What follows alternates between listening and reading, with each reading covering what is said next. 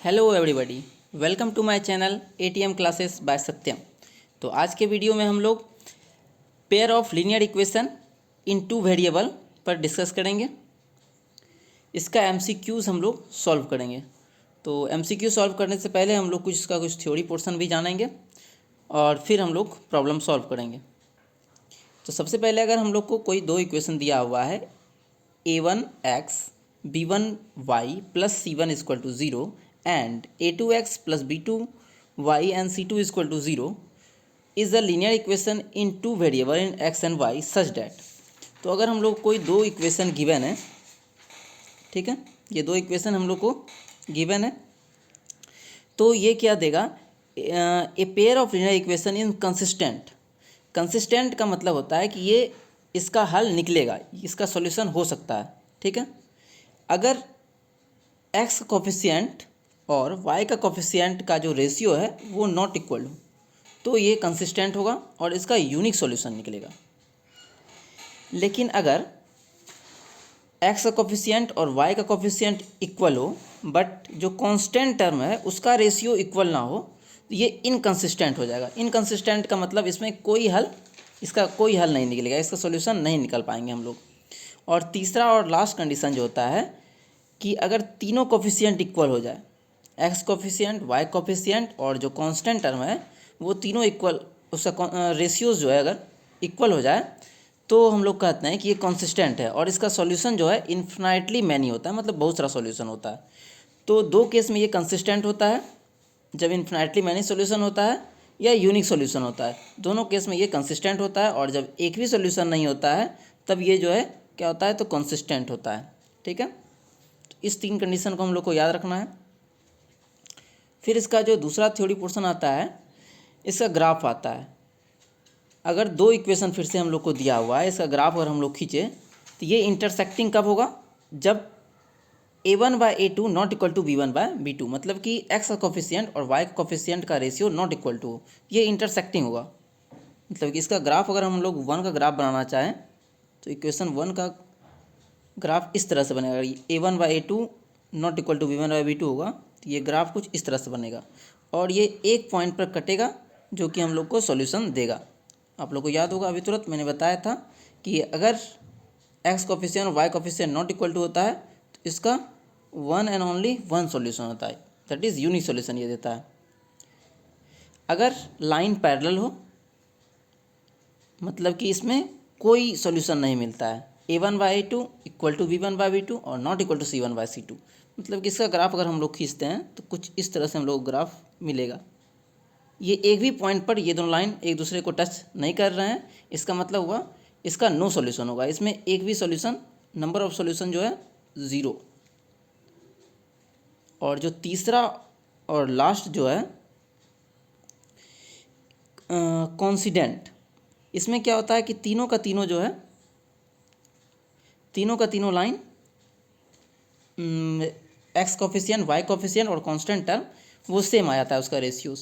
तो इसका अगर हम लोग ग्राफ खींचना चाहें तो इसका ग्राफ इस तरह से होगा। अगर ये लाइन मान लेते हैं कि फर्स्ट लाइन है तो सेकेंड लाइन भी इसी के ऊपर आ जाएगा, मतलब कि ये कोइंसाइड कर जाएगा, ठीक है। तो ये ग्राफ भी आप लोग याद रखिएगा। अब हम लोग क्वेश्चन पर आते हैं। तो क्वेश्चन को सॉल्व करने के पहले आप लोग वीडियो को पॉज करके खुद से सॉल्व कीजिएगा, तब जाके मेरा सॉल्यूशन देखिएगा। The value of k for which the system of equation this and this has a unique solution. कहता है कि दो इक्वेशन दिया हुआ है और दोनों का जो है यूनिक सॉल्यूशन होगा, तो हम लोग को k का मान बताना है, ठीक है। अभी तुरंत हम लोग पढ़े थे कि अगर यूनिक सॉल्यूशन देता है तो दो कंडीशन हम लोग को मिलता है, a1/a2 not equal to b1/b2। a1/a2 क्या होता है, x कोफिशिएंट, और b1/b2 y कोफिशिएंट होता है। तो यहाँ से हम लोग अगर निकालना चाहे तो मिलेगा हम लोग को, यहाँ पर k है और यहाँ पर 6 है, तो k/6 नॉट इक्वल टू, यहाँ से मिलेगा -1 और यहाँ पर है -2, -1/-2। तो यहाँ से हम लोग सॉल्व करेंगे तो माइनस माइनस कैंसिल हो जाएगा, 2 से 3 बार में ये कट जाएगा, तो k बराबर हम लोग को मिल जाएगा k is not equal to 3। तो ऑप्शन बी हम लोग का आंसर हो जाएगा। दूसरे क्वेश्चन में हम लोग आते हैं, फाइंड द वैल्यू ऑफ के for which the equation this and this has infinitely many solution. तो इस बार कह रहा है कि बहुत सारा सॉल्यूशन होगा और फिर से हम लोग को के का मान ही पता करना है। इन्फिनाइटली मैनी सॉल्यूशन में क्या कंडीशन था, a1/a2 is equal to b1/b2 is equal to c1/c2, सब का सब इक्वल होते हैं। ठीक है, तो यहाँ पर हम लोग निकालते हैं इसका, तो हो जाएगा 2/4 इक्वल टू 3/k। यहीं से हम लोग सॉल्व कर लेंगे, तीसरा निकालने की ज़रूरत नहीं है। तो इम्प्लाई यहाँ से 2 टाइम्स में कैंसिल हो जाएगा और क्रॉस मल्टीप्लिकेशन करेंगे तो k बराबर आ जाएगा, ये उधर जाकर मल्टीप्लाई हो जाएगा 6। तो ऑप्शन सी इसका आंसर हो जाएगा। आते हैं हम लोग अपने अगले क्वेश्चन पर, फाइंड द वैल्यू ऑफ के। फिर से हम लोग के का वैल्यू फाइंड करना है कि गिवन इक्वेशन, जो 2 गिवन इक्वेशन है उसका इस बार कोई सॉल्यूशन नहीं है। ठीक है, तो जब कोई सॉल्यूशन नहीं होता है तो a1/a2 इक्वल टू होता है b1/b2 but not equal to होता है c1/c2। तो यहाँ पर हम लोग को के का मान निकालना है। तो यहाँ पर नॉट इक्वल टू वाला तो है नहीं ऑप्शन में, इसलिए हम लोग जो है स्टार्टिंग का 2 ऑप्शन से कम चलाएंगे। तो सबसे पहले हम लोग कर लेते हैं, यहाँ से मिलेगा x कोफिशिएंट 1, यहाँ से x कोफिशिएंट 5, फिर यहाँ से y कोफिशिएंट 2 और यहाँ से y कोफिशिएंट k। तो इम्प्लाई k बराबर मिल जाएगा, इसको इधर मल्टीप्लाई कर लेंगे तो 10 आ जाएगा। तो ऑप्शन ए आंसर हो जाएगा। फिर 4 नंबर में देखते हैं, फिर से 2 इक्वेशन गिवन है और इस बार कह रहा है कि has a non zero solution. इसका सॉल्यूशन है इस बार। तो जब सॉल्यूशन होता है तो केस क्या आता है, a1/a2 not equal to b1/b2। तो इसको हम लोग सॉल्व कर लेते हैं, तो मिलेगा 3/k इज इक्वल टू 5/10। यहाँ इसको सॉल्व करेंगे तो k का वैल्यू आ जाएगा 6। ठीक है, जब k का वैल्यू 6 हो जाएगा तो इसको जो है नॉन जीरो सॉल्यूशन होगा। If the system of equation this and this has infinitely many solution then a और बी का मान निकालना है। इन दोनों का कहता है कि इन्फिनाइटली मैनी सॉल्यूशन है। इन्फिनाइटली मैनी सॉल्यूशन में क्या होता है, सबका सब इक्वल होता है। तो इक्वल इक्वेट करते हैं हम लोग, 2/a+b equal to 3/2a-b equal to 7/21। तो यहाँ से इसको कैंसिल आउट करते हैं, 7 से 3 टाइम्स में कट जाएगा। तो यहाँ से हम लोग को इक्वेशन मिलेगा a+b बराबर 6 पहला और लास्ट से, और उसी तरह से दूसरा इक्वेशन हम लोग को मिलेगा 2a-b बराबर 9। अब इन दोनों को हम लोग सॉल्व कर लेंगे तो हम लोग को सॉल्यूशन मिल जाएगा। सबसे पहले हम लोग इसको ऐड कर लेते हैं। ऐड करने पे क्या होगा, b वाला का टर्म कैंसिल हो जाएगा, तो 3a बराबर आ जाएगा 15। तो यहाँ से a इज इक्वल टू आ जाएगा 5। अब a का मान इसमें हम लोग 5 रखेंगे, एक जगह पर 5, तो b का मान आ जाएगा हम लोग को 1।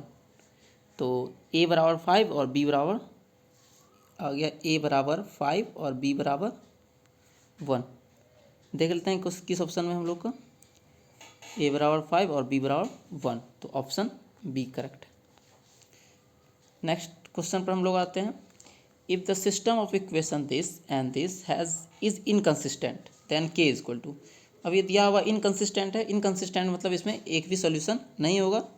तो इसका कंडीशन था a1/a2 equal to b1/b2 not equal to c1/c2।